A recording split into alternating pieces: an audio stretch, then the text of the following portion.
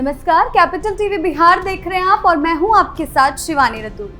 बिहार की राजनीति में जहां एक और तेजस्वी यादव खुद को महागठबंधन का चेहरा बनाकर मुख्यमंत्री की कुर्सी तक पहुंचने की तैयारी में जुटे थे, वहीं दूसरी ओर उनके अपने ही विधायक अब उनकी सबसे बड़ी मुश्किल बनते जा रहे हैं। जहानाबाद से लेकर मसौड़ी और मखदूमपुर तक राजद के भीतर विरोध और बगावत का ऐसा माहौल बना हुआ है कि महागठबंधन में अंदरूनी कलह साफ झलकने लगी है।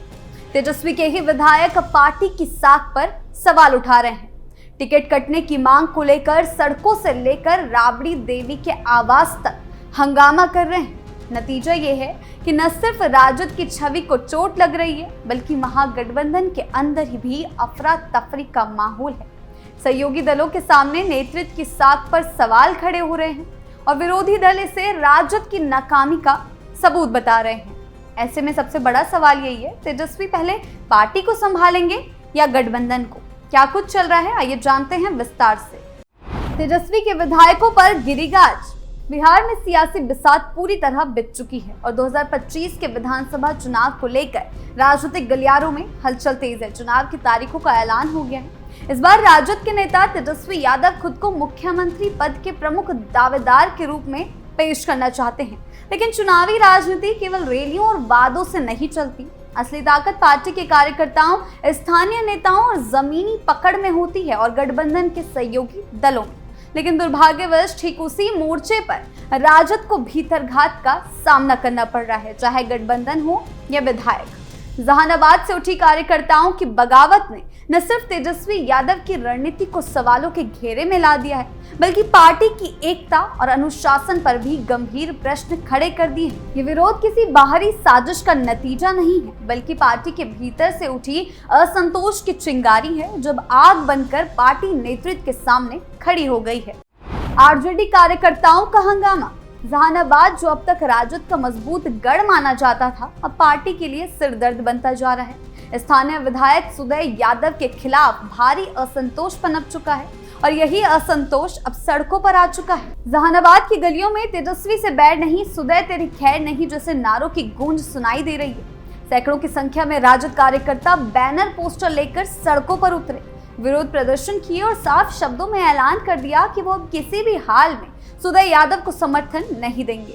प्रदर्शनकारियों का आरोप है कि विधायक ने 5 वर्षों में विकास का कोई काम नहीं किया, जनता से दूरी बना ली और कार्यकर्ताओं की कभी नहीं सुनी। यही नहीं, उनका कहना है कि विधायक की कार्यशैली ने राजद की स्थानीय पकड़ को कमजोर किया है और अगर ऐसे ही हालात रहे तो पार्टी को इस सीट से हाथ धोना पड़ सकता है। विरोध इतना तीव्र है कि कार्यकर्ता अब राजधानी पटना पहुंच चुके हैं और वहां पार्टी नेतृत्व से सीधी बात करने की कोशिशों में जुट गए हैं। ये विरोध किसी एक घटना का परिणाम नहीं है, बल्कि एक लंबी नाराजगी की परिणति है। तेजस्वी यादव ने जब अपनी बिहार अधिकार यात्रा की शुरुआत जहानाबाद से की थी, तब भी मंच पर स्थानीय कार्यकर्ताओं ने विरोध के स्वर उठाए थे। वो विरोध अब और अधिक मुखर और संगठित हो चुका है जैसे जैसे चुनाव नजदीक आ रहे हैं। कार्यकर्ताओं का सीधा कहना है कि सुदय यादव को 2 बार मौका दिया जा चुका है, लेकिन उन्होंने ना तो संगठन को मजबूत किया और ना ही जनता की समस्याओं को दूर करने की कोशिश की। पंचायत स्तर के नेता भी इस विरोध में खुलकर सामने आ गए हैं। कार्यकर्ताओं की ये भी मांग है कि सुदय यादव को टिकट ना देकर किसी ऐसे स्थानीय और जमीनी कार्यकर्ता को मौका दिया जाए जिसने पार्टी के लिए वफादारी और मेहनत से काम किया हो, वरना आरजेडी की साख पर बड़े सवाल उठ सकते हैं।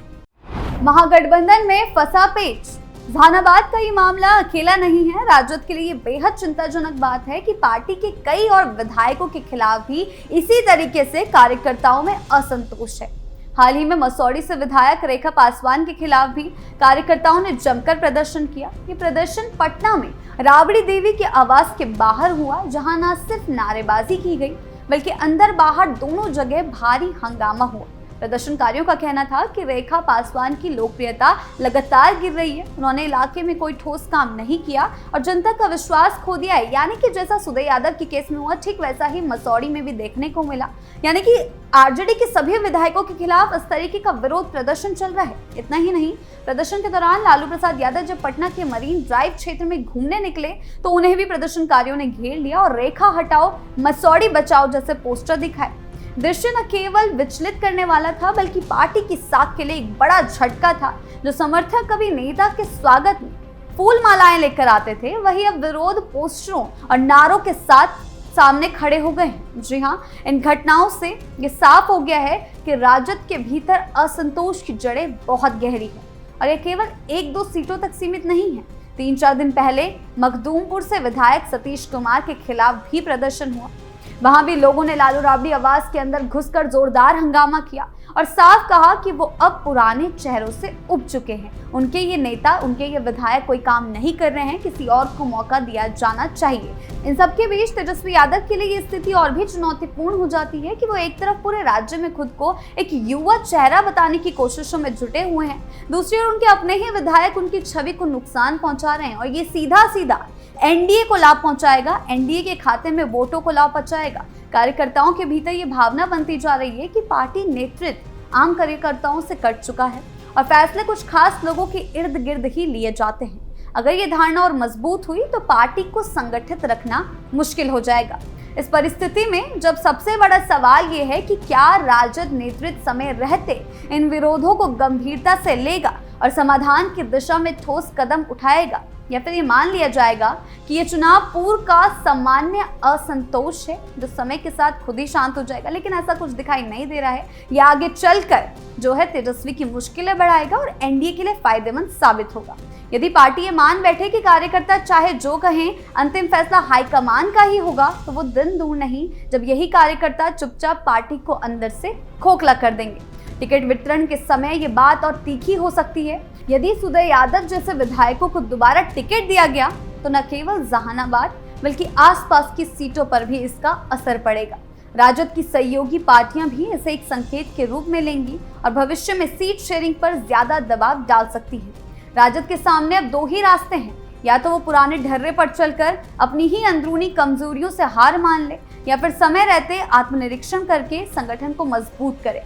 कार्यकर्ताओं की नाराजगी को केवल अस्थायी मानकर अनदेखा करना घातक हो सकता है।